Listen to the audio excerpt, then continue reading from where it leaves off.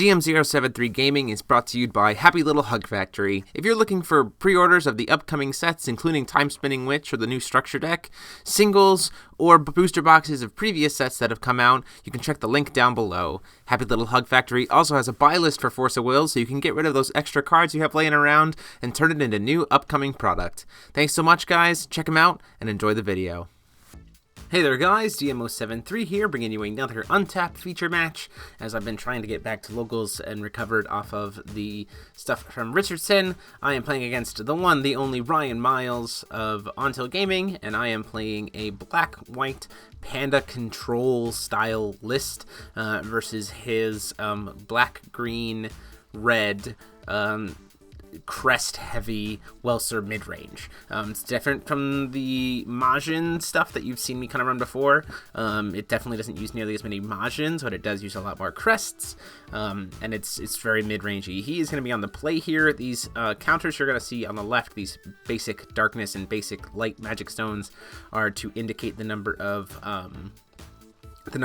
gems I have of those two colors. This deck literally only uses darkness gems, other than Tigris to pump himself up to keep himself safe or to untap to try to go for lethal. It primarily just uses those darkness gems. Tigris on his J-Ruler side is very effective removal for board hate, and so you can kind of create these situations where you can just for free at instant speed kill almost anything, especially since he can hit J-Rulers. First turn play here, he gets that magic crest of water, lets him draw a card. Pretty standard. He is playing the red, black, green, black, white, and blue crests to be able to have three different colors, so we can have swiftness for free. Going into my turn, I get my first shadowy light stone. I do have an energized token here. Keep that in mind. I'm going to move the counters over to the right so that my magic stones don't constantly overlap them. And because he's had a kind of a slow start, and I value gem production and kind of being able to stop damage as much as possible, I'm actually going to energize into this Gem Beast. It's a 2-drop 6/6 that when it leaves the field for any reason, I get a gem of any color. It couples really well with that Orphica I have in my hand and serves as a nice blocker for whatever his turn 2 might be. Again, this deck is really trying to flip on 4 or 5 stones and just kind of wipe the board and then just keep it clear from there, using things like Jet or Tigris to just poke your opponent to death over and over again, quickly closing out the game. I'm flipping over Tigris to help kind of show Ryan what Tigris does, because he's not quite remembering exactly how it works. So you're going to see me flip that back over here. This is definitely something that I don't think people are recognizing with his Unseal, is 1 darkness gem is a free instant speed -5/-5. So you can kind of start the game with 3 potential removal spells attached to Tigris, and he can hit J-Rulers. This is pretty huge, considering the fact that he can use, if you start with a darkness and use no other ones and then flip and gain 2 darkness, he can kill practically anything in the game at 15/15. Just negging its stats permanently -5/-5, and then doing that 3 times to kill it. Ryan's going to hit that black-red source. Plays a McKay, tries to look at some cards, see what he can possibly draw, because now I think he's recognizing that he has to play a little bit differently, since he's playing against a J-Ruler hate deck, and he is a J-Ruler deck by example. This is me explaining to Ryan how to look at specific cards at the top of his deck. Untap is definitely a program that I think a lot of people should learn. Untap.in, it's super easy, super straightforward. I mean, well, it's got a little bit of an early learning curve, but once you figure out all the mechanics and how everything lines up, it's a really great way to be able to play test online. It has all the cards updated, and they're actually working to update it so that text for cards that's hard to read shows up as a second text box, so that you can still read it even if the picture attached is kind of blurry. It is free to use. There are some limits with a free account, but at the same time, $5 a month gets you all the access to everything on the site, and I definitely think it's worth it because it just helps to go support the servers for the system itself. And you don't have to worry about being on the same, plugin or the server going down like you do on Lackey.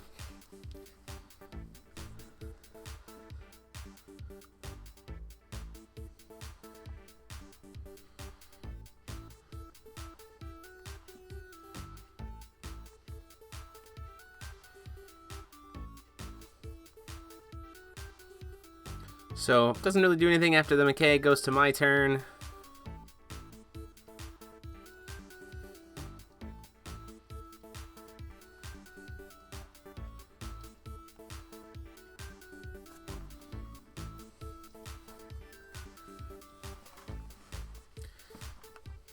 Go ahead and try to swing in for 6.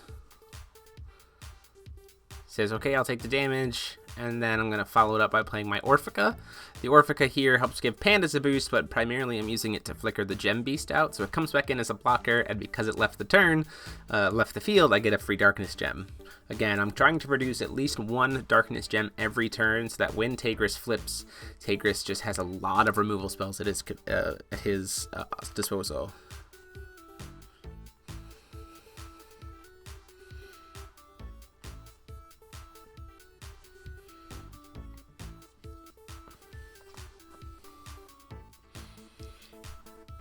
So Ryan's turn is another Scorched Bales.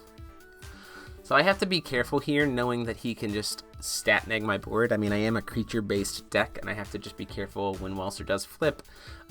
He can just do that massive not -3/-3. So I kind of need Welser to flip before I flip Tigris. Tigris naturally only has 8/8 as his stat line. So a -3/-3 counter is 3 -1/-1 counters on him, puts him down to being a 5/5, which is just not good at all. So I have to be really careful here and kind of pressure him with my other creatures and spells to try to force the Welser flip and then punish it by flipping over Tigris. That's kind of the way this deck actually works as a whole. You pressure them with creatures while you're developing this really huge gem base, and you're kind of controlling the field that way. Especially it's really helpful with Jet, because Jet can hit resonators, so you can use him to kind of like ping all their resonators off. Then you punish their J-Ruler flip with a Tigris flip, kill it, and then just pressure the board from there. Faith in the Darkness, he does manage to get a Jean off of it, so she's going to come in as a 9/7. That is a very large stat line. Also something I don't like seeing with Tigris, because she can deal -1/-1 counters, which I don't have a way to remove. I do play a couple Riulas in the deck, but those -1/-1s stay on whatever she damages, including a ruler, so it doesn't really help if that connects. And because she comes in as a now because of Faith in the Darkness, she comes in as a 9/7, I can't just use Tigris to kill her. It'll take 2 gems to be able to answer that, and it's just not very good.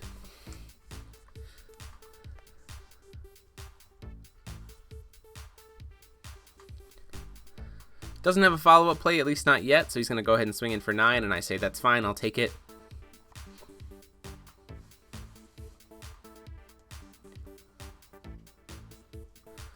Swings in with tries to use the McKay to kill my Orphica, so I get to go at least search for a Panda, which is great, because I didn't really have a 3-drop Panda for next turn, so instead I can go grab a Garnet.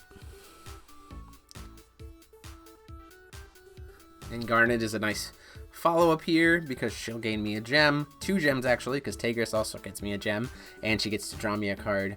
Then he's going to play that Magic Crest and bring back his McKay.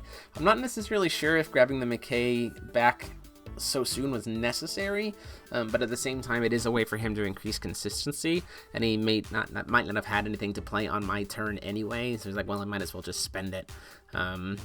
And I'm not necessarily a swiftness deck, and at only 3 potential will, it's not necessarily like I have anything super huge that he wants to cancel. If he had another World Dreams, he could then cancel the Garnet, but at the same time, Garnet's not really doing much against him, so I don't think he's super worried about it.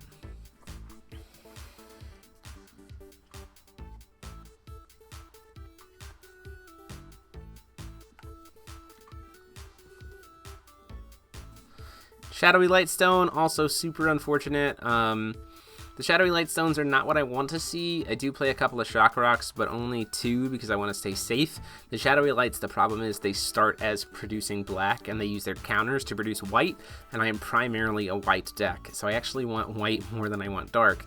And so Shadowy Lights, unfortunately, can just run out, which is very unfortunate. In hindsight, I would consider the idea of potentially pumping the stone count a little bit, maybe producing some just basic whites, just to make sure I have it, but we'll have to see how that goes. So I'm actually going to swing the Gem Beast into the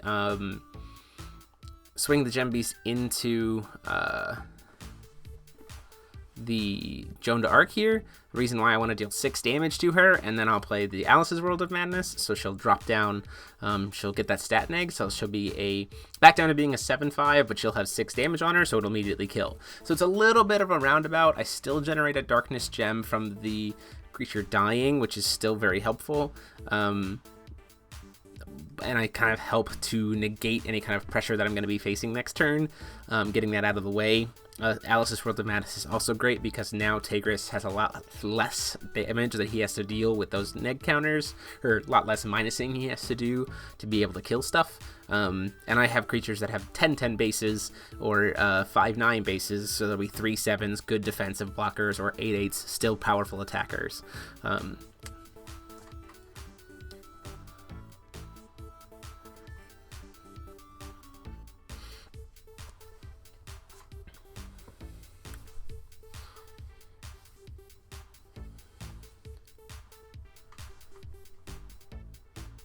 Gonna pay 3. He's gonna go ahead and do the Advent of the Demon King.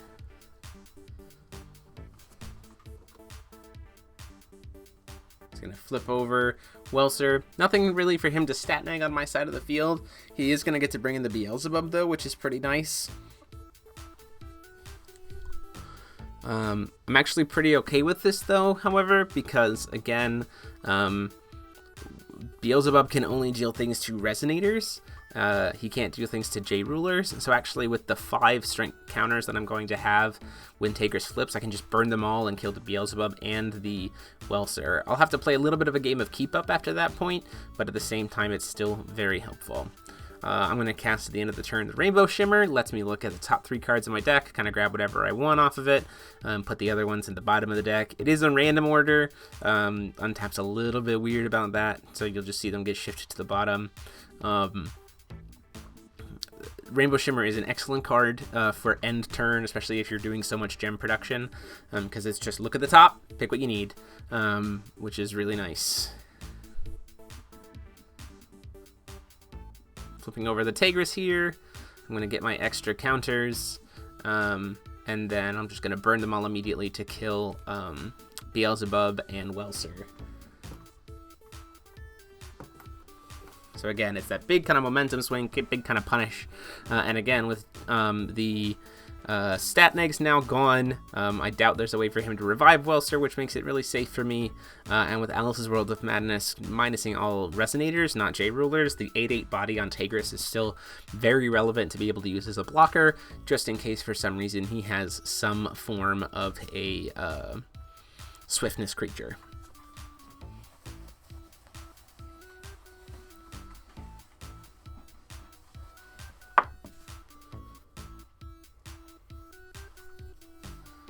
Where Ryan recognizes he can't move those neg counters anywhere, so he just has to get killed.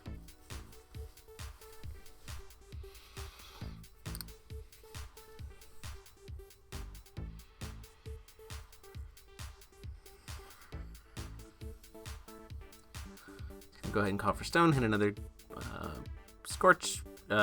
blasting waves, green-red.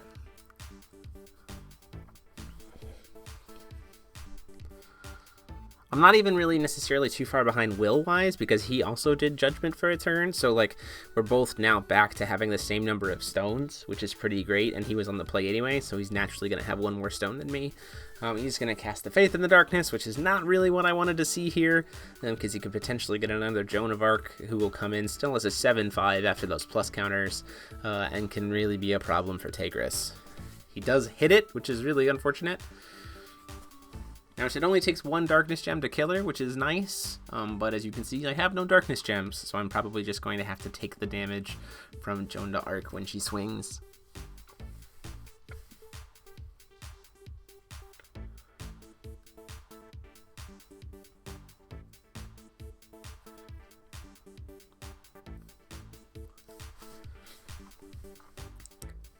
Just thinking about what else he might want to try to play here.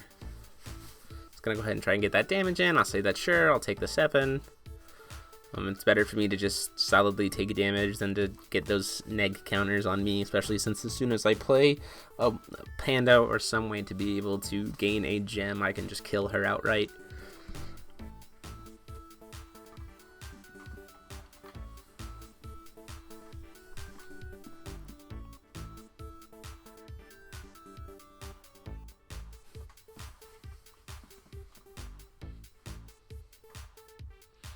Plays that Sylvia,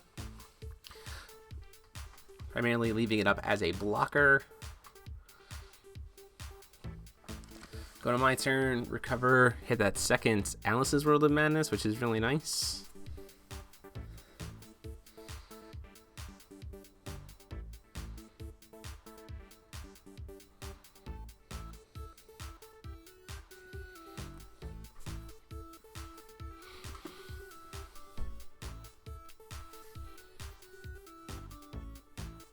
Started to realize a little bit of my problem with my stone base is I was hoping to be able to play Garnet and then leave up Will for Discovery so I can just kind of quick kill them both.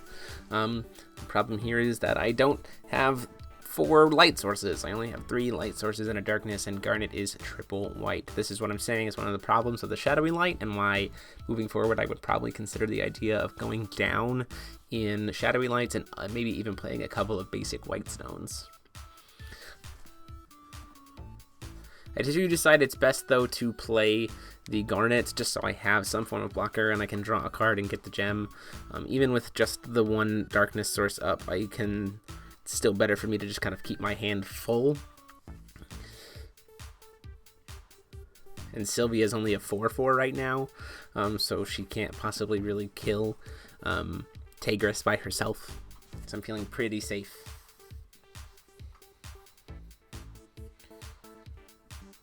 End of the turn, I have to discard, so I'll discard that Zero's Magic Light. I have 2 in my hand, it's not really doing much. And I'm kind of ahead on board state, so I don't necessarily want to get rid of my Amaterasu's Foresight, because he does play a lot of Swiftness creatures. Saving the 1 just so I can force through that lethal damage as a combat trick if I need to, and I'm low on Darkness Gems.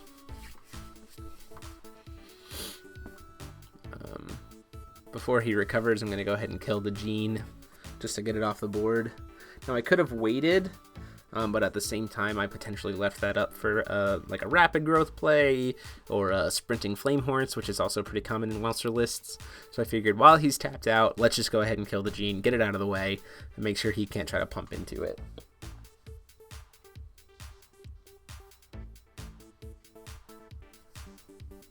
It's another one of those Scorched Bales.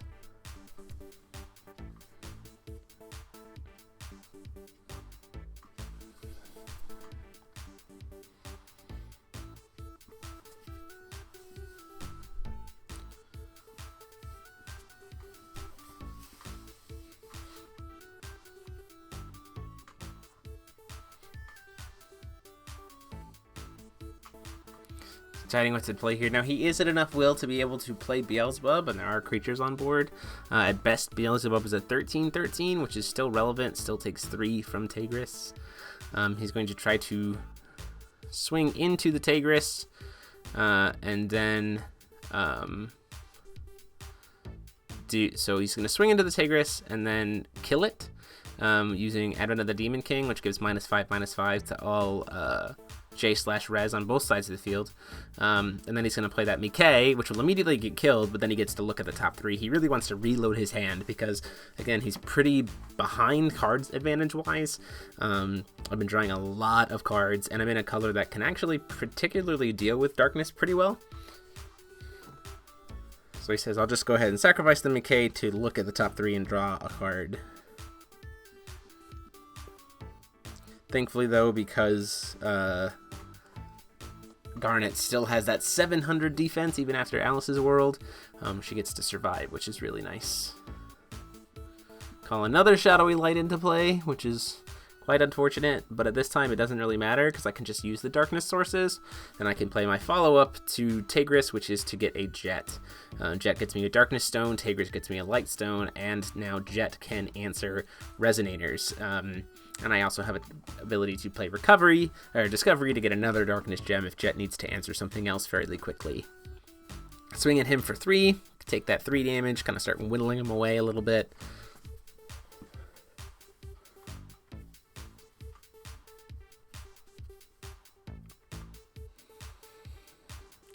Hits another Blasting Waves. I'm not super worried at this point, having lost to Tigris. I've got a ton of card advantage. You see I've got that new discovery, the card that lets me banish a gem and then gain 3 gems of that color. So I can just kind of keep Jet alive for a while. He's going to play the Water Majin, comes in as a 4/4, gets to draw him a card because of the crest. And knowing that I have Rainbow Shimmer and Ryula in the deck, I'm going to be able to heal Tigris if I need to at some point. Whereas in his color scheme, there's no way that Welser's going to be flipping again, so that feels pretty comfortable. There's another Water Majin, tries to dig a little deeper.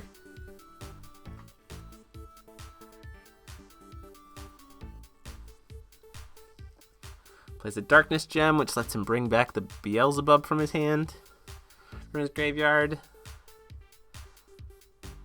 Just so he can cast it again, because it is, at this point, his heavy hitter. There's nothing really he plays is going to be able to get past my larger-than-life Pandas.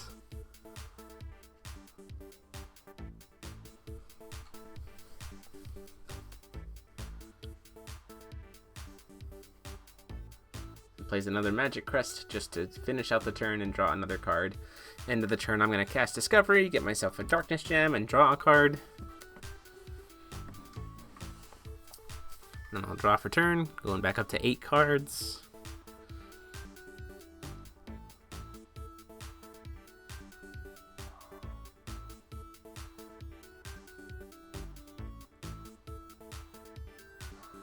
So as you can see here, the Panda deck is kind of all about you stop the early game aggression and then just kind of hold the fort until you kind of get to a point where you just kind of beat them down over and over and over and over and over again, and then they can't get back up. You just have so many Darkness Gems and so many ways to use said Darkness Gems that your opponent just eventually can't really do anything.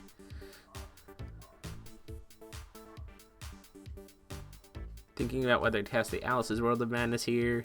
Could follow it up with another Jet.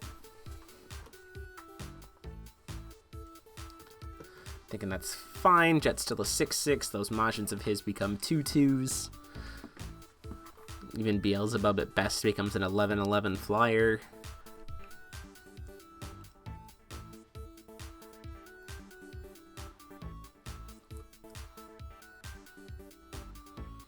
I'll play...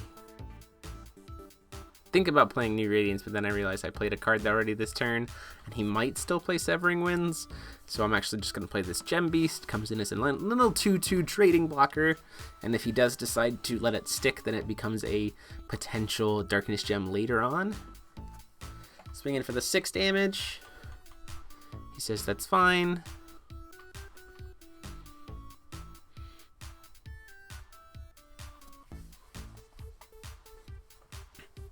At that point in time, I just decide to leave my blockers up.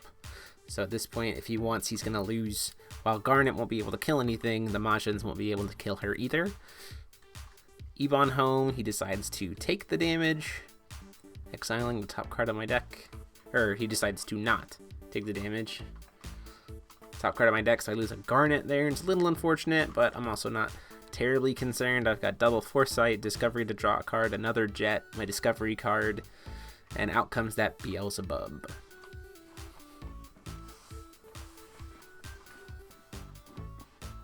In response to Beelzebub's trigger, though, to get his neg counters on himself, I'm actually going to get to Discovery, gain a Darkness Gem, and then burn all 3 to kill Beelzebub, because at this point he is an 11/11,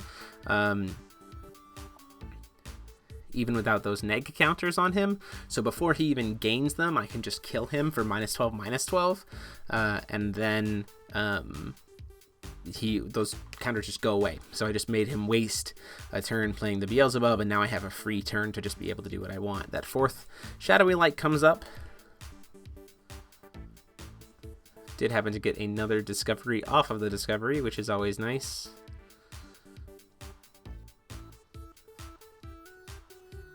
I say I'll swing in for 2.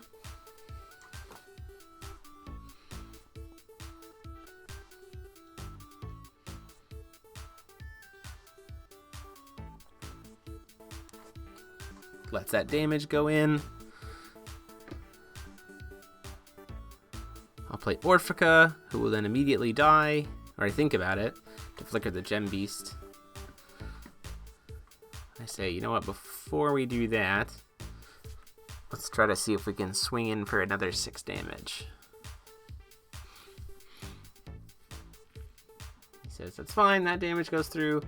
Then Orphica's going to come in, immediately die. I'm going to try to flicker Jet.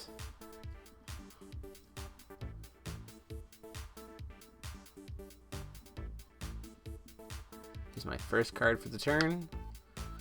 She'll go to the grave. I get to search my deck for a Panda. Might as well grab another Jet. I actually just had to grab a Garnet here for more draw power. Again, keeping my hand full. Jet will get to enter at the end of the turn.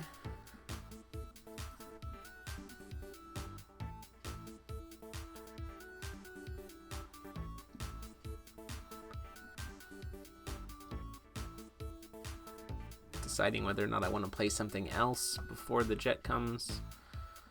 I'm going to spend my last counters on my Shadowy Lights to try to play the Garnet that I just drew. See if I can get another Darkness Gem coming in. And another Light Gem. The Light Gem at this point really is just to help Jewel Shimmer be good. Get me more cards, and then when Jet enters, he gives me a Darkness Gem, and Tigris sees another Panda come in, so I get another Light Gem. So just like that, I'm up to 5. So a Rainbow Shimmer in my hand now lets me look at the top 5 cards and pick one.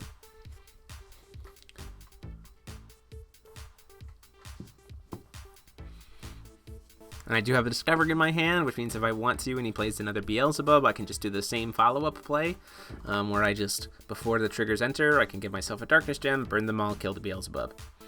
Gets another Ebon home, so I'm going to exile the top card here. He is going to pay to keep it alive.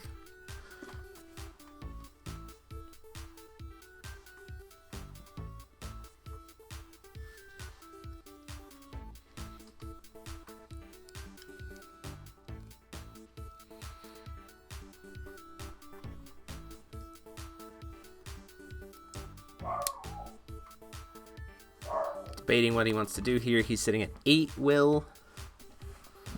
Hit a Jewel Shell off the top. Or Jewel, yeah, I think it's Jewel Shell. It's the Panda Fog to prevent all damage. The other thing that's nice about the light gems in this is to use them for Jewel Shells so that I personally can't take damage. Those white gems literally just sit there and they're a pure utility card. They're not used mainly. We're just using a lot of darkness. He does decide to pay the 5 to try to play the Beelzebub. I say, well, in response, I'm going to Discovery and I'm going to kill it again, making him just whiff on. And I do draw into the Riula, which is nice. So I'm going to go ahead and try to kill the Beelzebub here before it can gain its neg counters, just to keep it off the board.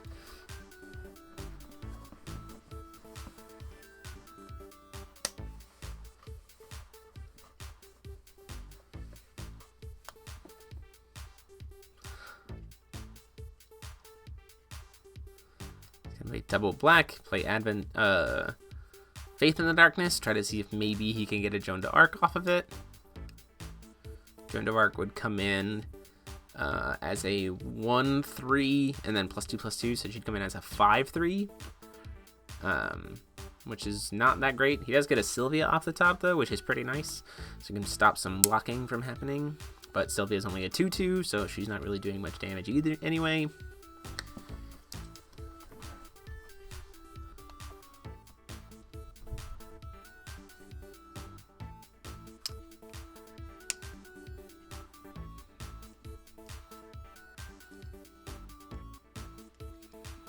At that point, he decides to play a Light Crest, and he says, I'm going to make Sylvia bigger so that she can at least be a 6/6. So she'll trade with Jet if I decide to make her swing.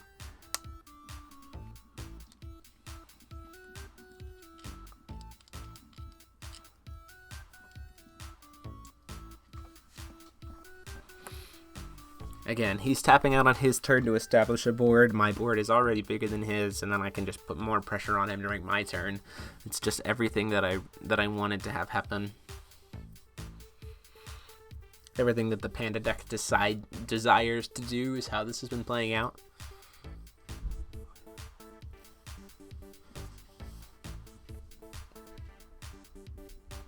Swings, makes it so one Garnet can't block. I'll just block with the other Garnet, who then will die. Don't really mind her being dead.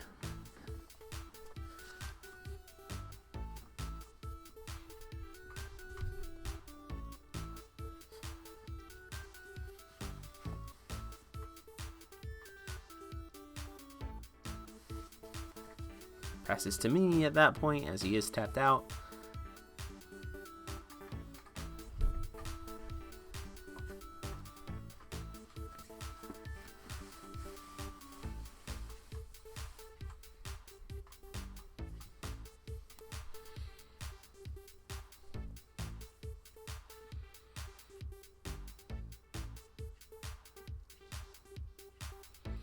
Hit an Ancient Magic Stone, my other source. I am going to pay 3 for it because I need those light sources to be up.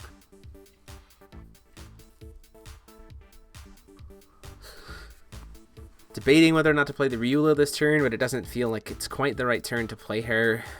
I can use my 4 Shadowy Lights here, but I decide to use my... It feels like a poor choice. I should have just used the 4 Shadowy Lights as they are pure dark to try to play the...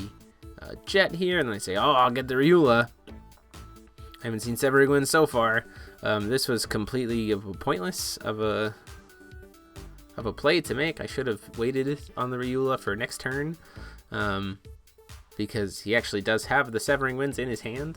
Hasn't seen it at all this game, hasn't used it at all this game, but he is able to stop the heal because of it.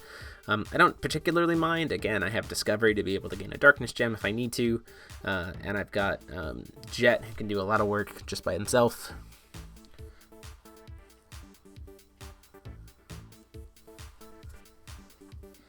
Swing in for the 6, take him down to 8 life. Leave up my board state and say we are good to go. Swing in for the 2, because if he either takes it or if he blocks it with something, then I get a free Darkness Gem, which just fuels Jet.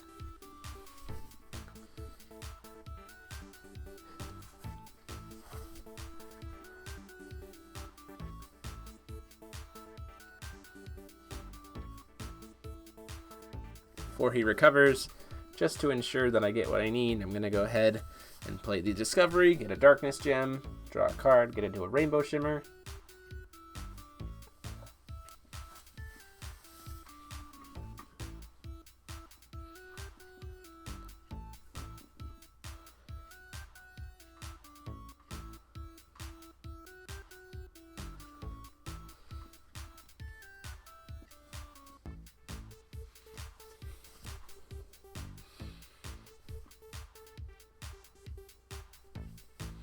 So he's going to swing.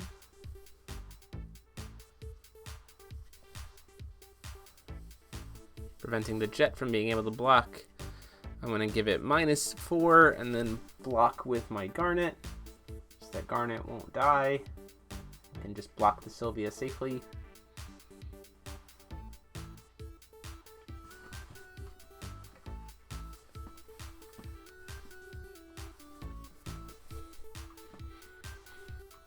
Plays the McKay, which will again immediately get killed because of the stat negs on board. But still, he wants to try to dig a little deeper. See if he can maybe draw into something helpful.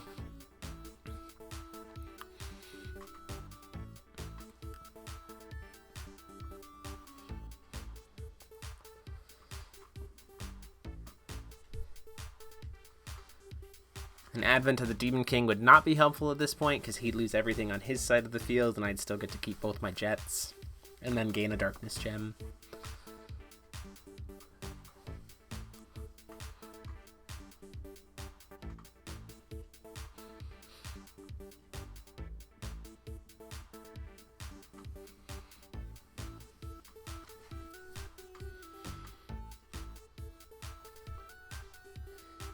Does happen to get into a Beelzebub though.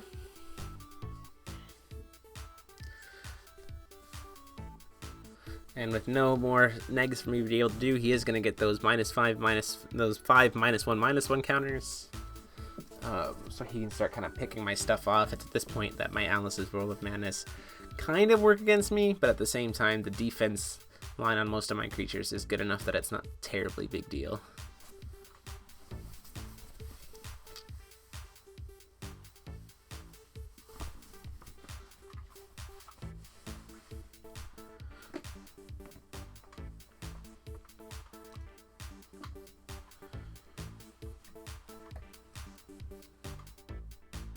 Just gonna swing in for 2 into the Garnet.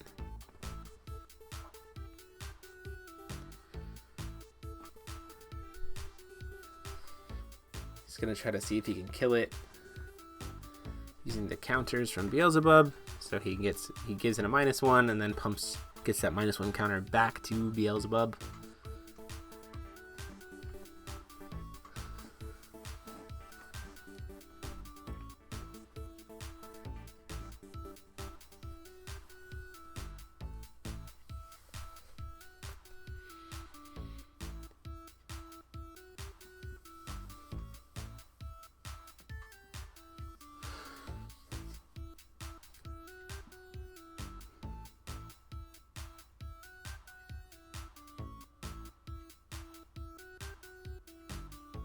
Swings into the Jet. He's trying to put all the neg counters on the Jet, at which point I say, well, now that your neg counters are all on Jet, I'm going to kill your Water Majin before you can deal damage to Jet.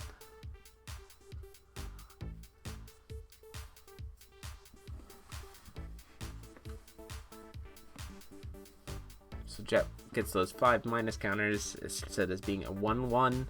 But at this point, it doesn't really matter. I have the Zero's Magic Light. He only has, I only have to deal 6 damage. Feeling pretty comfortable.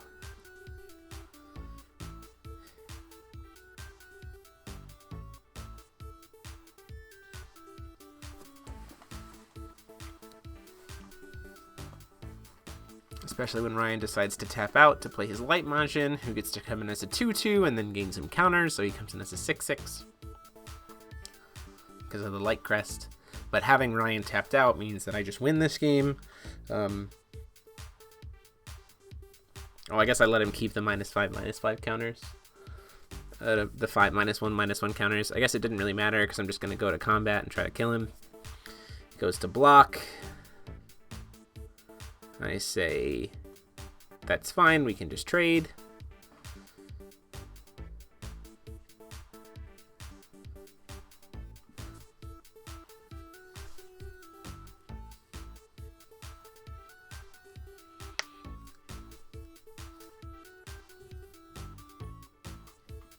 Mainly because those 5 counters are still there, so I'm like, that's okay. If we want to trade, we can just trade.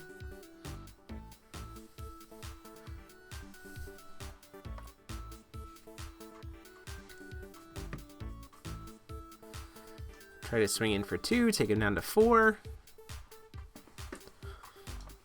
Actually, I'm going to crash into the Water Majin to try to gain a Darkness Gem to go with it.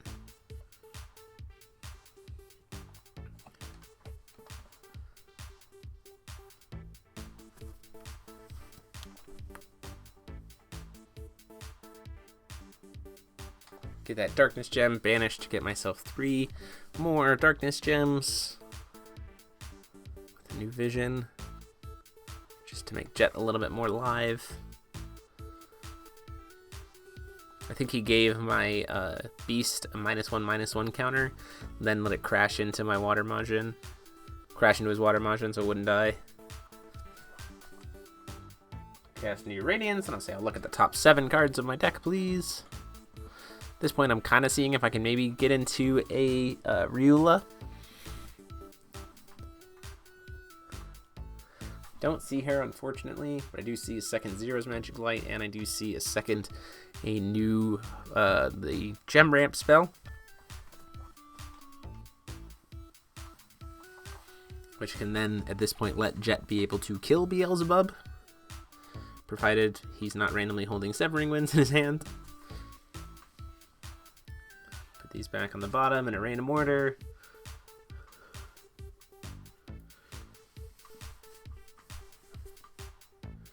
Proceed to cast it to try to get up to 5 gems. He says that's fine.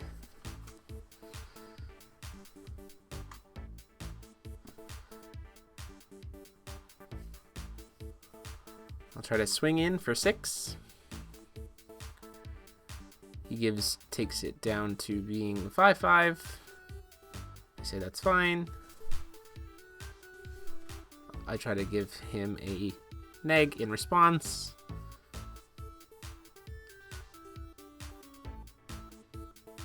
Just one though, one at a time while the stack is being built. So I can kind of force some awkward plays, which is Beelzebub.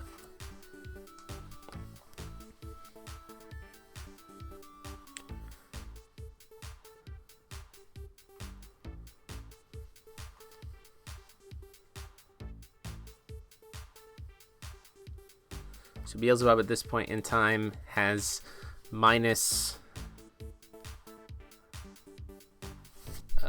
is a 15, 15, 11, 11, 7, 7, 2, 2. He's a 2, 2. Because of the different stat banks that are on the field with the Alice's World of Madness. I'm going to try to kill him using one of my other counters. Put him down to -2, -2.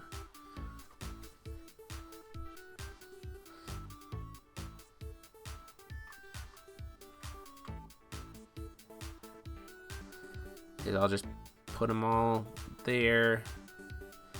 Go back to being a 0/0. And then I'll just kill him. He's going to put all the counters on Jet. Beelzebub gets to die. And then he's going to take 1 damage.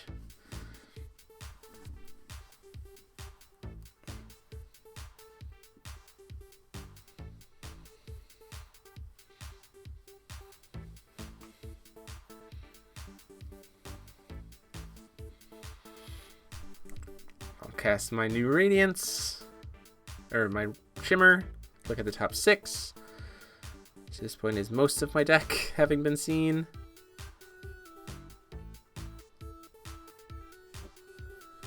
Still no Riula.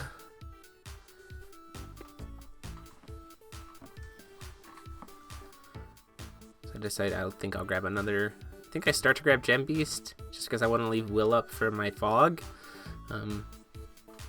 But I think it's actually just better to just grab the Jet and just play it, so I have another creature. There's been no Severing wins this turn. I have no reason to expect that a Severing would come down this turn.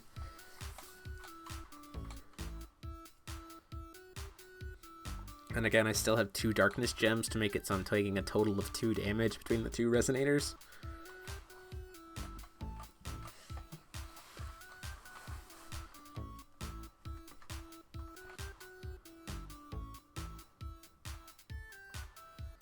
So at this point, the only unknown cards in my deck are the top 2, being 2 randoms.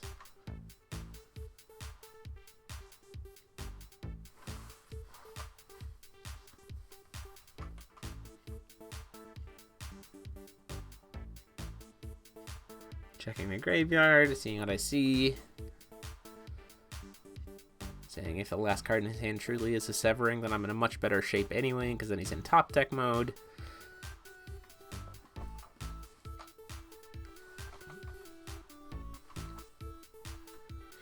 Kind of looking over my options here. So you know what, let's go ahead, we'll pass the turn, but before he recovers, we'll just go ahead and Amaterasu's Foresight, just to say, just in case you happen to draw into something, let's make it so none of my stuff can die. Again, probably a little bit too safe. I probably wasn't in super huge need to be able to do that, but I'd rather play safe than sorry. Gets his last stone.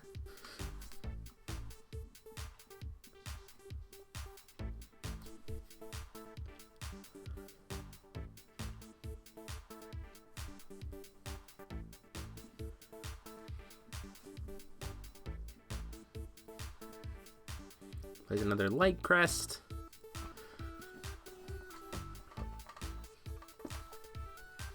In response, I'm just going to kill the Sylvia.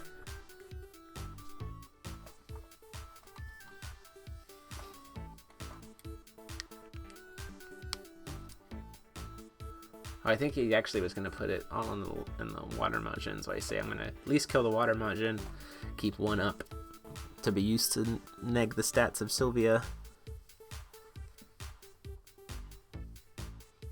So feeling pretty in control here.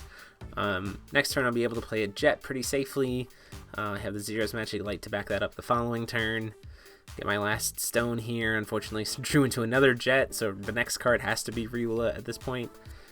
But I can use my 4 Shadowy Lights and say here's another Jet. Get a Darkness Gem and a Light Gem. Unless there's a hard cast Severing Winds here, at which point I can just play the other jet and get all my stuff back. Play 1, 2, 3, try to play a Garnet. See if there's a Severing Winds here. Again, no Severing Winds play, so there's the Riula. So next turn I can just do pay for Riula and flip. I swing in for 1, he tries to block it. I say, you know what, let's go ahead and just do it. Let's do Zero's Magic Light. Get it out of the way, hit you for 1, and tell you that there's just nothing going to happen. And at that point in time, on his turn, he draws his card and says, you know what? You got it. So after a very long and hard-fought game 1, we move into game 2.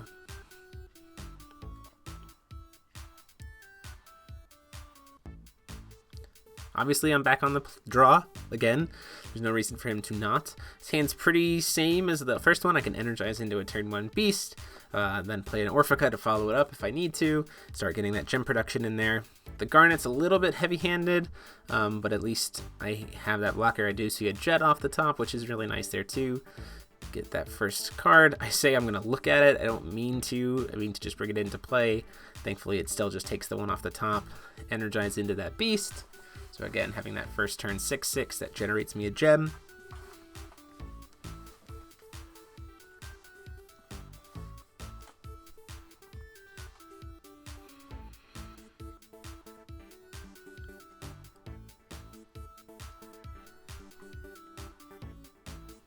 Hits that Ebon home, decides to pay the 3 for it, exiling the top card of my deck and seeing one of my Riulas go away, which is really not nice to see at the beginning of the game. Faith in the Darkness comes out, hoping he doesn't see a G in here.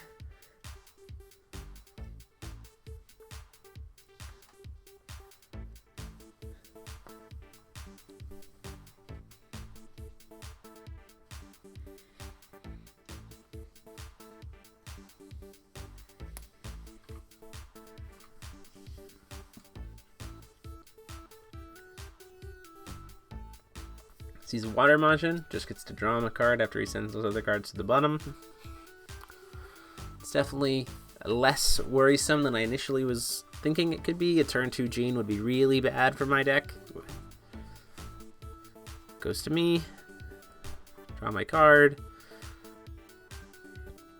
It's that Shadow Net. Again, I have to stall out long enough that I can get flipped. That's the main trick here. Gonna swing in for 6. He says, sure, I'll take it. Play the Orphica again, flicker it out, bring it back in, get the Darkness Gem when it leaves. I don't think he actually catches his life total here, so he should be at 31.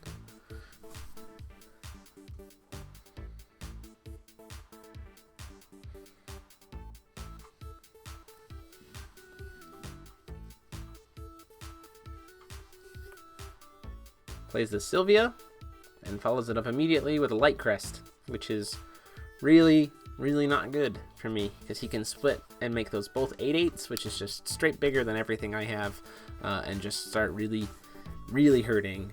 He can clear my field very easily, and then, you know, I can take a lot of damage, and then the best thing I have next turn is a Garnet.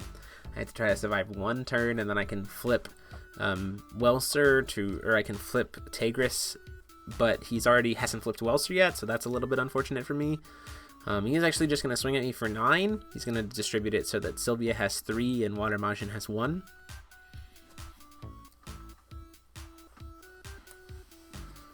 He's debating here which one he wants to let me keep as a blocker, because the thing is, if he lets me keep Gem Beast, I get a gem, which he knows helps me kill his board later. If he gets Orphica, then he knows I get to search for something like a jet, and which he's not really interested in that either, because if I don't have a jet in hand, then he's like, eh. So he tries to stop me from being able to at least generate search for the jet.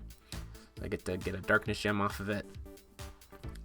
Goes to my turn. Hit that Alice's World of Madness. Doesn't really help me here. I'm pretty much forced to play the Garnet. I need that blocker. It also is now a 7/11 because of the It's a 7/11 because of Orphica, which is really nice, and gets me a darkness gem and a white gem. So now, if Tigris flips, I can deal a total of minus 3k distributed across the board. I just have to survive kind of that one more turn to make that stick.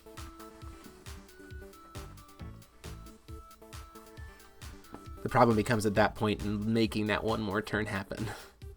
And then at that point, I'm actually even further behind because I would have flipped Tigris first, which is actually not what the deck wants to do. It wants to flip its J-Ruler second. So this game is definitely going more in Ryan's favor.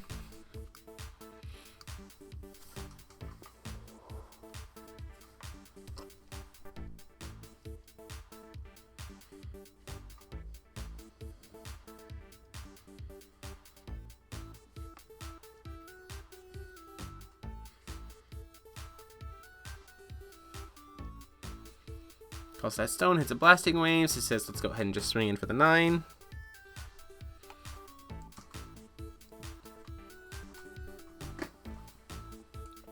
Makes it so that my Garnet can't block, which is the smartest decision because I don't really want to lose the Orphica at this point because it is buffing up all of my people, but I do have to prevent myself from taking that 9, so I'll throw Orphica under the bus. So go get myself another Jet, I believe. Actually, decided to grab another Garnet here. Kind of go back and forth. They're the only Pandas in the deck, is Garnet and Jet. No early game Pandas. We're mostly kind of playing this kind of ramp into big Panda game.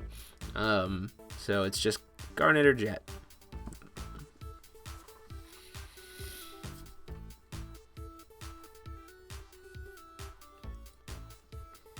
Plays that Faith in the Darkness. It's a follow-up to the Sylvia swing. So this is just a lot of early game pressure. And if he hits a Joan of Arc here, I'm in real bad shape. Because again, it comes in as a 9/7. So I would literally have to burn all 6 of my Darkness Gems just to kill his 3 creatures on board. Which is not what I want to do, especially when he can just Welser flip me on the back swing.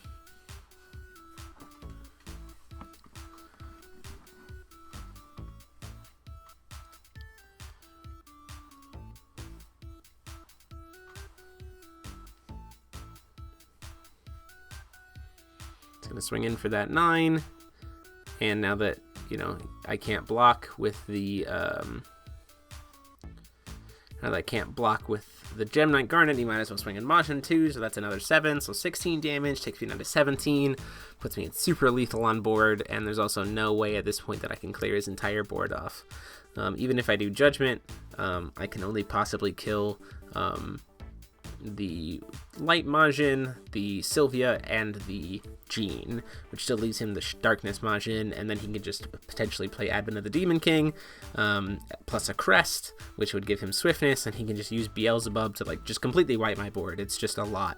I have to call Stone here just to be able to potentially use that Fog.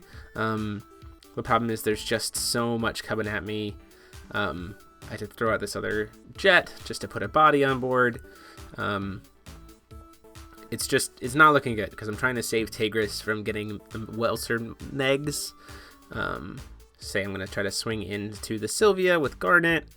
Give it some stat negs here. He blocks with the Light Crest, so I have to kill that. And then I also have to kill the Sylvia here. So I get a little bit of kind of comeback by spending on my Jet counters. I get those 2 gone, but again, I'm still leaving myself super vulnerable. There's so many creatures on board. I've only got 2 blockers, and if he somehow has a way to do Advent of the Demon King plus another Crest, then Welser just by himself kills me.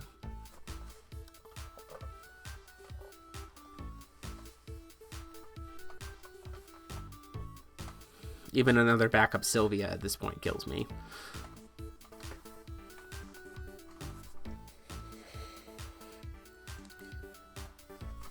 So just a very good example of how explosive, Welser. It's kind of like a Welser aggro, but it's definitely more of a mid-rangey list.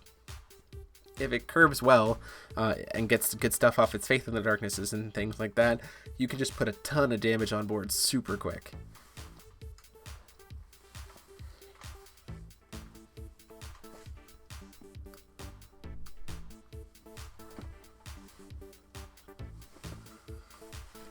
kind of doing some math here, and he actually is going to play the Advent of the Demon King plus the 3rd crest to get swiftness, which will make it so that he can bring in Beelzebub as 2 if he has one in his hand, and at that point it's literally just game over. Plays the crest, and then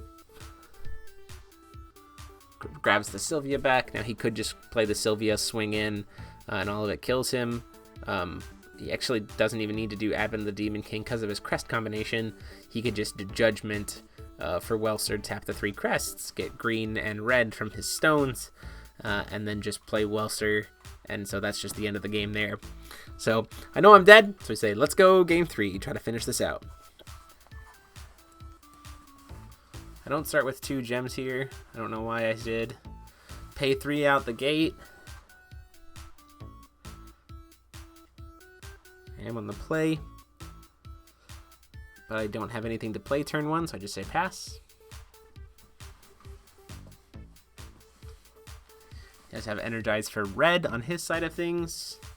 Worried about a turn 1 Sylvia, but I get lucky and he just plays the Water Crest.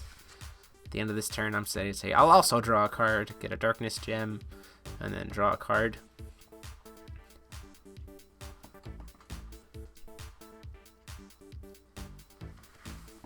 Go to my turn, call Stone. I'll play the Orphica. Yes, there's nothing for her to flicker, because she can't flicker herself. But at least it's like, oh, well, if you try to kill it, try to kill it in any way, I can go get a Garnet or go get a Jet. Kind of threatening this blocker to try to buy myself some time. My opening hand is not ideal. If he doesn't swing, then I'm actually pretty comfortable because I can have access to Rainbow Shimmer plus Zero's Circle or Zero's Magic Light to deal with anything he swings with. It's that Ebon home, decides, yeah, I'm going to pay for it. Exile the top card of my deck. It's a Rainbow Shimmer. Don't really mind losing that as I already have one in my hand.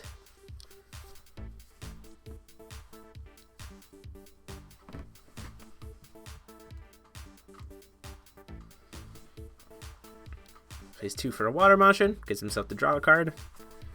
Trying to keep that deck thinning going on his side of the field, just as same as mine.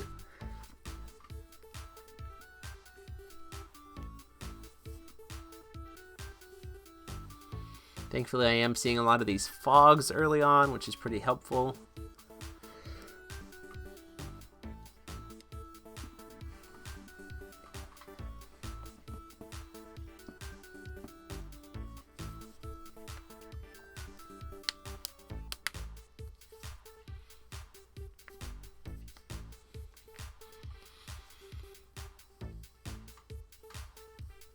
So the other thing about Rainbow Shimmer in this matchup, and I don't think it comes up, is I could actually use Rainbow Shimmer to pop those additions, the crests, to make it so like in response to him trying to play the Water Majin, I could just pop the Water Crest so he doesn't actually get to draw a card. It's a pretty suboptimal use of Rainbow Shimmer. It's pretty situational. It'd probably be better if he says, I have 3 crests, do Judgment, so that I can steal Swiftness from him. That's a little bit more relevant, but again, it's not super ideal. Plays another Water Crest, gets to draw him a card. Not having double black in these early turns to use Faith in the Darkness to help thin the deck is not helping him very much.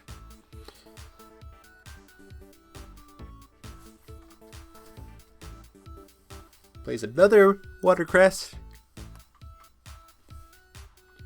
Plays Energizes into Sylvia.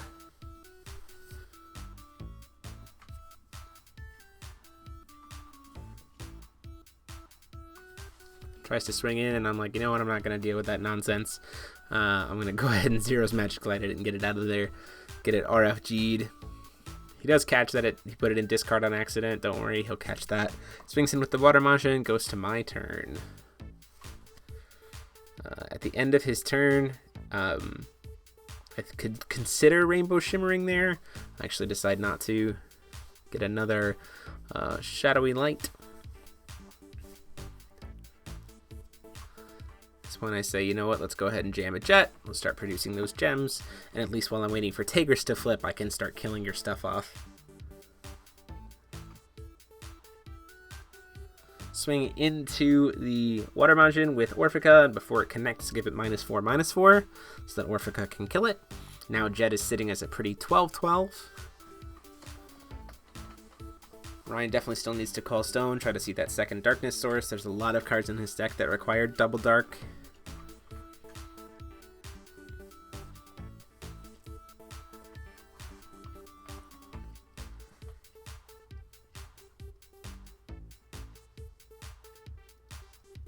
See that faith in the darkness. He probably had that in opener, and then just his stones just didn't agree with him. The thing is, Welser only gets to energize for fire.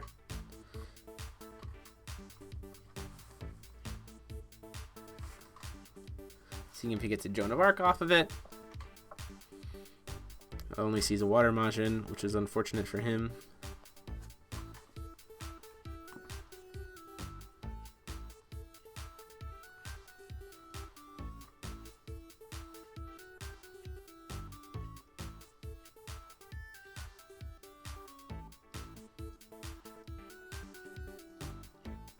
Plays that light Majin off of it, or to follow it up. Doesn't have a light crest with it, unfortunately. Would have been much better if he could have followed it up with a light crest. And now it's just a vanilla 6/6. Call for stone, hit another shadowy light.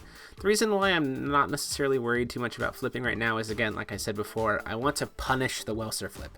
I want to put him in a position where he has to flip Welser to try to come back, and then punish it super hard through the use of Tigris's stat negs. So by stacking all of these jets early on, getting all these gems for Rainbow Shimmer, getting all this aggression, this 12 damage here, 12 damage there, because I don't need to worry about him, I don't need to try to kill him to get out of the way. I can just be like, here's 12. And if he kills it, or if he tries to block it, sure. If he lets me take 12 damage off of him, then sweet, awesome, 12 damage. The whole point is to force him to act and then punish. That's what this whole Panda deck is kind of designed to do. Jet as a 4/4/12 10/10 is very, very good, and by himself he can trade into a lot of things. He can't hit J rulers, which is, if he could, I think he'd be even better than he already is, but for Pandas, this guy is really, really good. Ryan just decides to take that damage, goes down to 25, so there you go. I didn't need to try to kill him, I just got a free gem out of it. I got free 12 damage, put him on a clock, because at this point in time, if both of those jets connect next turn, then it's, put him down to 1 life. It's just really nice, and I have a good blocker wall to serve against his stuff. I also have Rainbow Shimmer to be able to look at stuff, look at the top 6, and really prepare for the next turn if I need to. All in all, feeling pretty secure in the position where I am right now.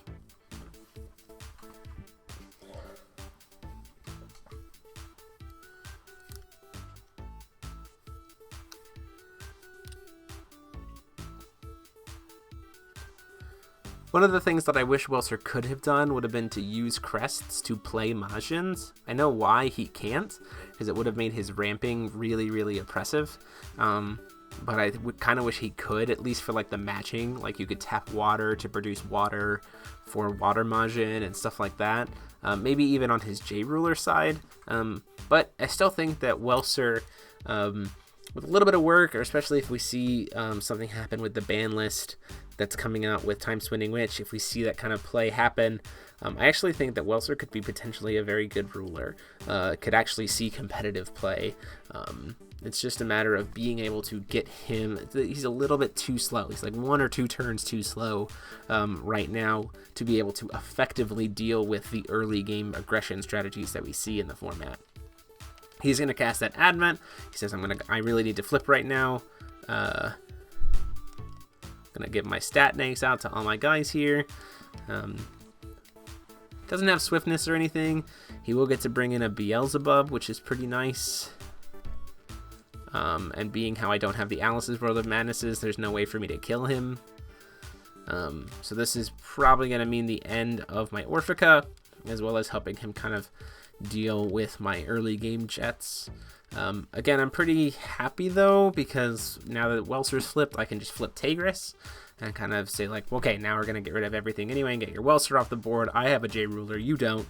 I've got enough will to be able to, or enough of these stones to be able to deal with Welser and Beelzebub, and be able to keep both my jets. So, feeling pretty nice.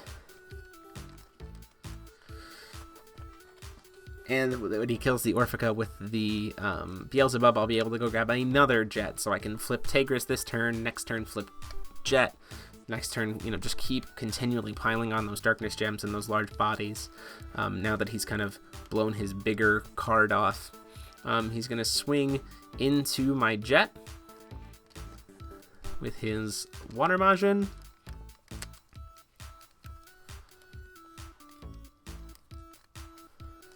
So my Jet would kill his Water Majin. Now something that I could do here is that I kind of make a mistake. I block with the Orphica, and I get to go search for a Panda. Now what I could do here is before I try to do any shenanigans with my gems, I should just go ahead and search. I should just go ahead and do the Rainbow Shimmer, because I want to get the most search possible off of the Rainbow Shimmer. So now the Orphica's dead, the damage is going through, 6 damage.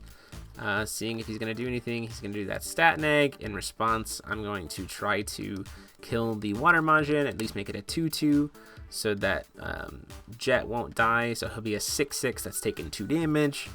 He's going to try to swing the Light guy in there again. I'm going to try to block it. It's going to give the Stat Neg to it. I'm going to do the same thing in response to him trying to make it. I'll make his guy a 2-2. And again, what I should have done here was the Rainbow Shimmer first, so that I could look at the top 6 cards and see the most utility. But the ideal card to get here is most definitely the card that lets me banish a gem to produce additional gems, because then I can kind of refuel. I accidentally look at my stone deck here. I apologize. This is one of the things that Untap kind of does. It's a little unfortunate, so I'm just going to shuffle the stone deck, look at the top 4, and I don't see it, which is really unfortunate. But I do see a Jet, which is great. So now I got a Garnet, and I can get a Jet. I at least have to kill the Welser this next turn. I can deal with the damage from the Beelzebub, especially having the Amaterasu's Foresight already. I can do a flip into killing Welser, keeping one counter, running out of counters, and then deal with the Beelzebub with the Amaterasu's Foresight. That's like what I have to do, because if the Welser gets to swing again, then those Jets become way worse. Right now they're just 6/6s. Like, those are still really good, just as creatures. And so they're still better than what he has. And again, now that Welser has flipped, if I can kind of keep the advantage number of creature-wise on my side of the board, then he has to be really careful. So I'm going to try to swing in for 4 here. Or 6 here, seeing if I can maybe... This is a little bit of a risky play on my end. This was probably the wrong play. I got a little greedy here.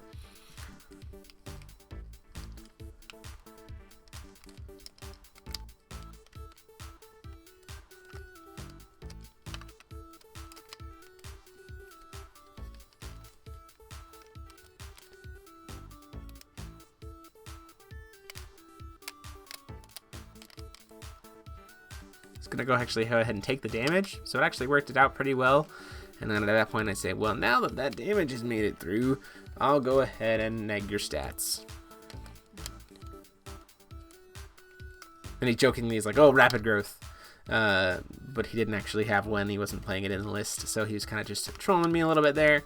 But I do get Welser killed, which is great, so I'm back kind of in pressure. I've got 2 blockers, I've got the Foresight to be able to deal with everything.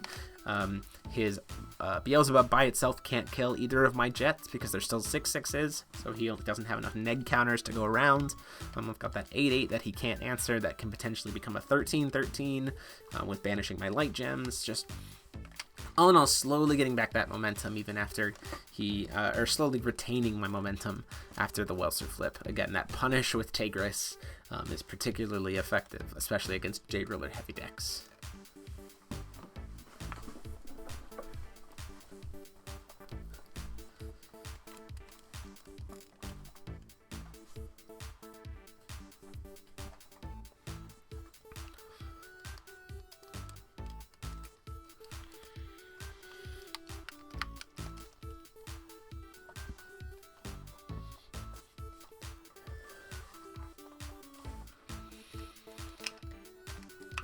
Ryan kind of trying to decide how he wants to handle this. He is low on life. I mean, he's under half right? So he has to also be careful because Tigris can make himself bigger and then double swing. So he does still have to kind of take care with what that looks like. And I always can gain gems to be able to force my damage to go through. He just has to be careful, especially if I was able to gain a light gem, then at this point, or a white water gem, and he tapped Beelzebub and was like out of block, like had no flying blockers, I could just pump up Tigris, give him flying, swing 13, untap, swing 13, and just kill him. The second Beelzebub comes out here, which is really, really not good, because at this point he can kill both of the jets with all those stat negs, because then when one of them dies, they each gain one more, so they gain a total of 10 counters between the two of them.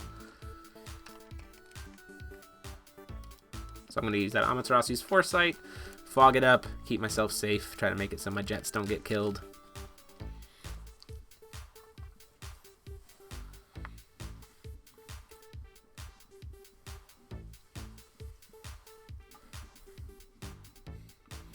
Pay 3.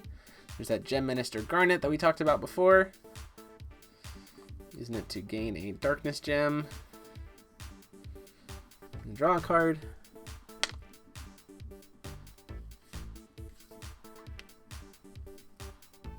Swing in for... I'm actually debating whether or not to swing or to produce Will.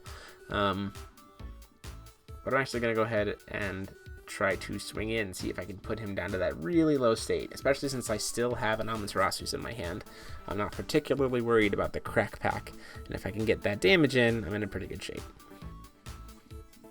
Especially since even if that Beelzebub removes all of its counters, I can make it a 10-10 and then go up to being a 13-13, kill it, recover, swing, and then just win the game outright.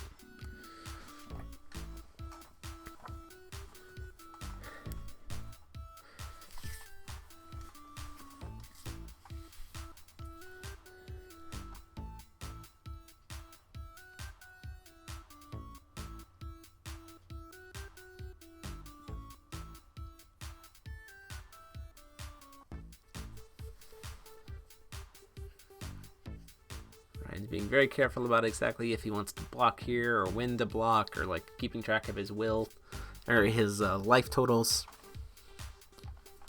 I honestly probably should have swung with the jets first, just to try to see if I can get in that damage. But again, knowing that I have the fog and knowing that really at this point I'm not trying to kill him, I'm just trying to get that damage in, it's better for me to just try to get the Beelzebub gone. Make myself up to being a 13-13, seeing what he wants to do with those counters before I give him a stat neg. There's no point in me negging the stats, because right now Beelzebub is just already a 10-10. Take him back down to being a 10-10. He's going to put all the counters on that one jet, and then gets it killed.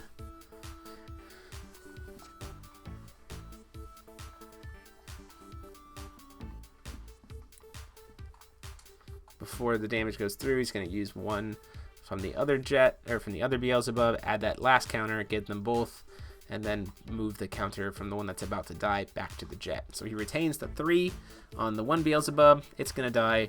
I'm going to go ahead and recover and say, let's put you down to 6. Let's put you on a super low clock. Just to say, if you happen to slip up for 1 second, even one swing is going to be able to kill you.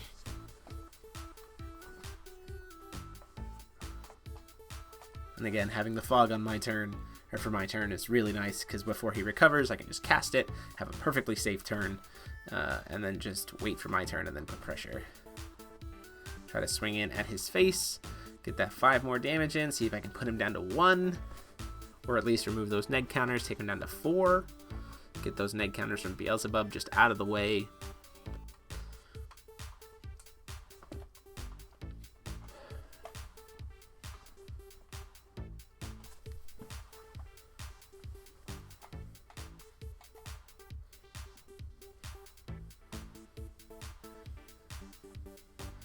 That's gonna move the counters onto it, and I'm going to take 4 damage, keeping a couple of them,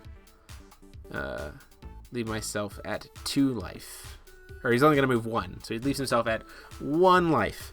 So oh no, he does bring it down to 2.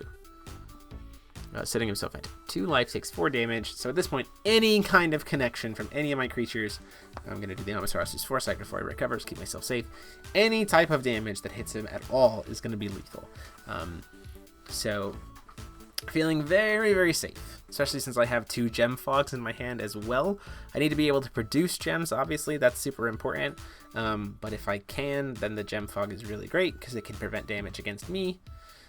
With my life total being so high and already having killed so many Beelzebubs, it's also probably fine just by itself, even without the banish effect, because Beelzebub can't really kill me. And if I have a wall of things that can't be without damage, then those just guys get to block, and I still just get to sit and wait and bide my time until I can get something to connect by using Tigris and his awesome neg counter combat tricks.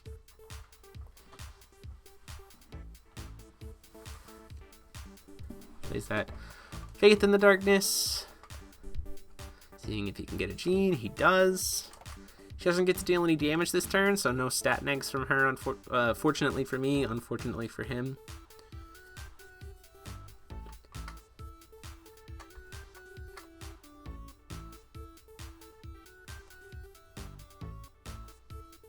She is serving as a nice blocker, though, and again, she takes 2 gems now for me to kill instead of just 1. Out comes the Sylvia. It's another blocker, and as well gives...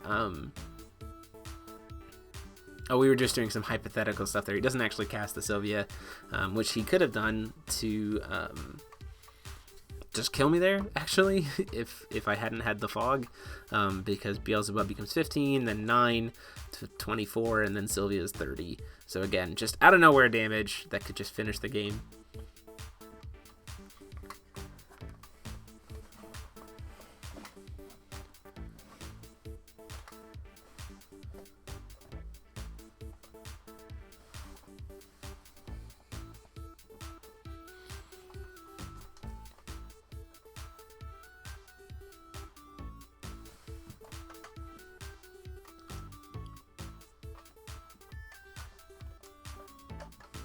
Depending on what he wants to do here.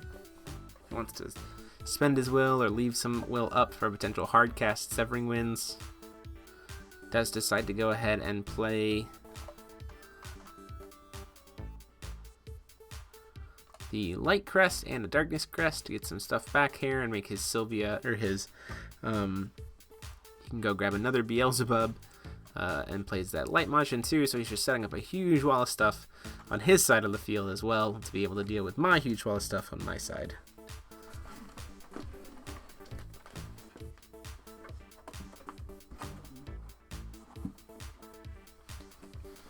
Passes to me.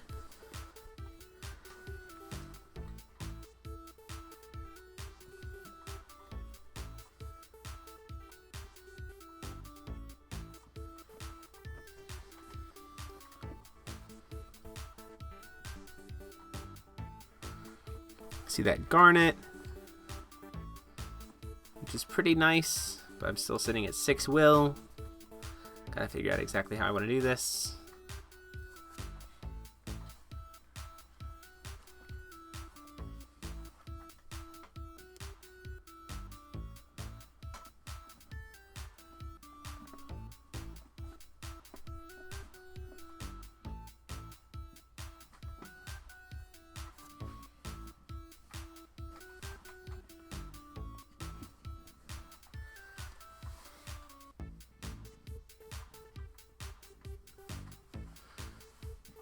Seeing all this damage coming at my face. It's a little tricky. He is tapped out though, so I have a pretty safe turn.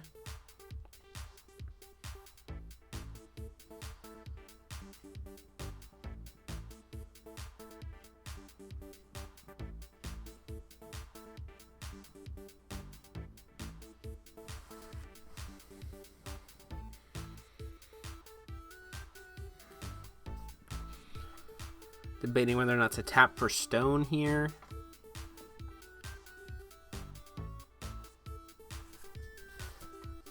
Tapping for stone would let me set up a play with the gem shield, or the gem fog. Because I need 6, because I can play Garnet, gain a gem, the darkness gem, And then the Gem Fog on his turn. Keep myself safe.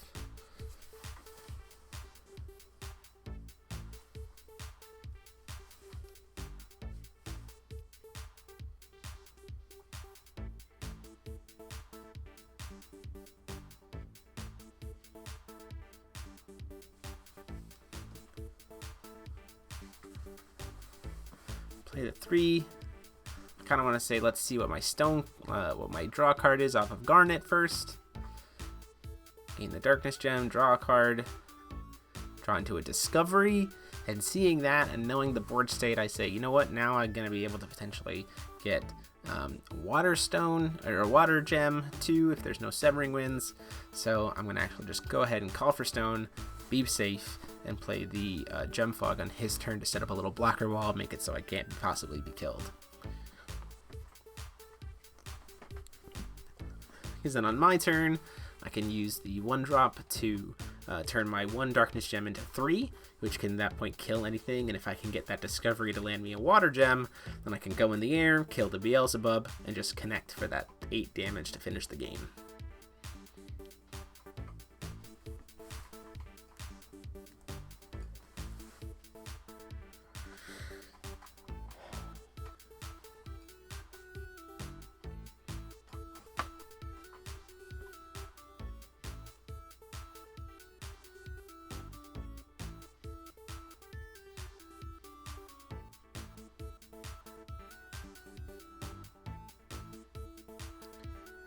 For the upkeep, cast the Gem Fog on his turn, making sure that I can't get any damage on any of my J/Res, so I have 3 blockers to deal with his 2 guys on the ground that I can block.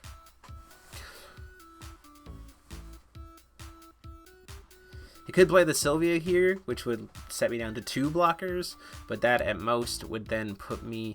I'd still be able to block the 2 biggest guys, and at that point would put him at a total of 21 damage, unless he has a ton of Light Crests to be able to make his Beelzebub super big. Because I didn't banish a gem, I'm just preventing any damage to my J/Res with the Fog.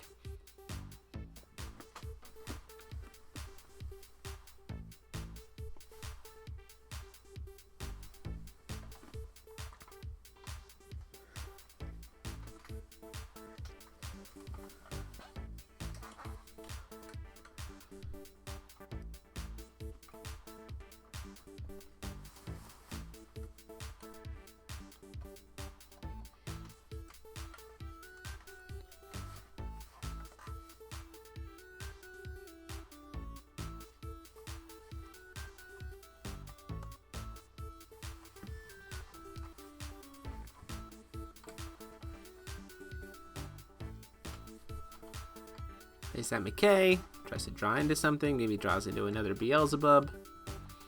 Should be pretty good in this situation, having a second set of -5/-5 counters. He could really start clearing my board.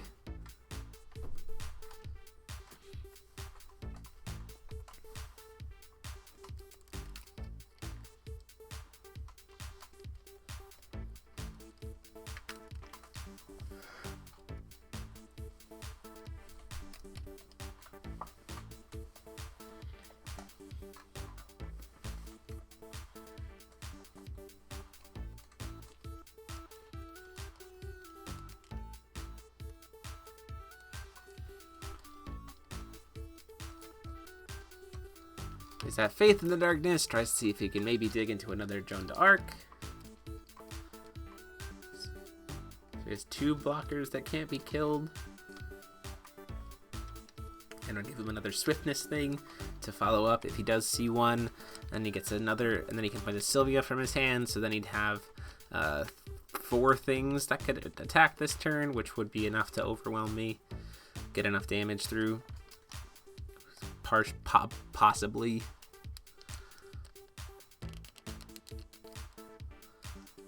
There's that Darkness Crest. Grabs back to the Beelzebub to say I'll play this next turn.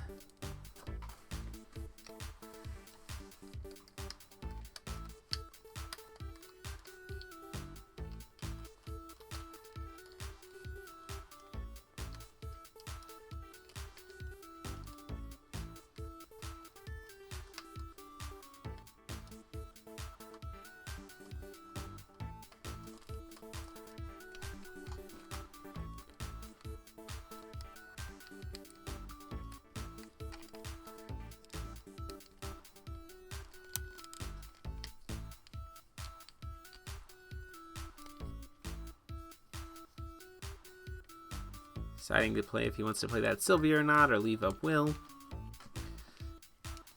I don't necessarily see a point in not playing the Sylvia right now. Just as many creatures as you can put on board is fine. Just makes it so I get overwhelmed because he knows at this point that I don't play many creatures.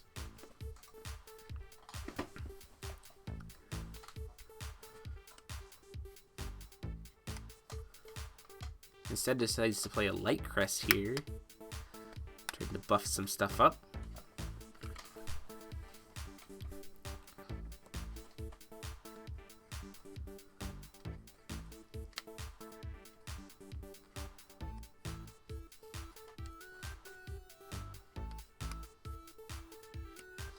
Put some plus counters on his Light Majin.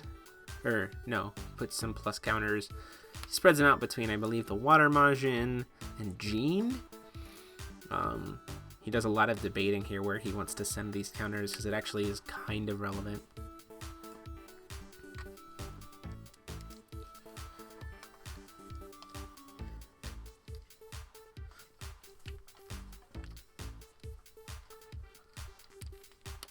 My follow-up play here is a little bit reliant on him not having Severing Winds. I guess I need both the Discovery and the New Radiance to resolve. I get an Alice's World of Madness at the top, not really very helpful. Pay the 1, say let's give myself 5 free Darkness Gems. He has the 1 open. And at that point I take a little bit of a risk here and I say let's go for the Discovery, try to get a Water Gem. And he actually says, you know what, that's fine, you can have it, I'm not going to stop it. Which actually, strangely enough, turns out to be what wins me the game here. Because with him being tapped out, I can give Tigris Flying, and then swing at him for 8, and then when he tries to block with Beelzebub, who is his only flyer, I can give it -15 because he didn't put any of the Light Crest +1 counters on it. I actually get a Discovery off of it, which is even more great. Swing in for that damage, tries to block, and I just give it -15, which will kill Beelzebub, and then the 8 damage in the air will go through, and that's lethal. So huge thanks to Ryan. Deck list will be up later this week. Hope you guys enjoyed the match, and I'll see you guys next time.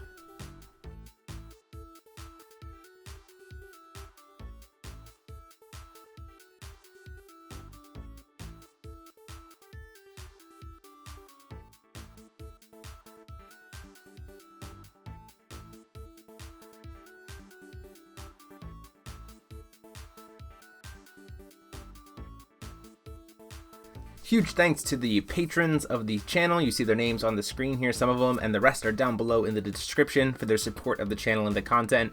If you want to get a chance to get your name in the screen here and access to our private Discord server, please consider supporting the channel on Patreon by clicking that little P on the screen. Thanks so much. See you next time.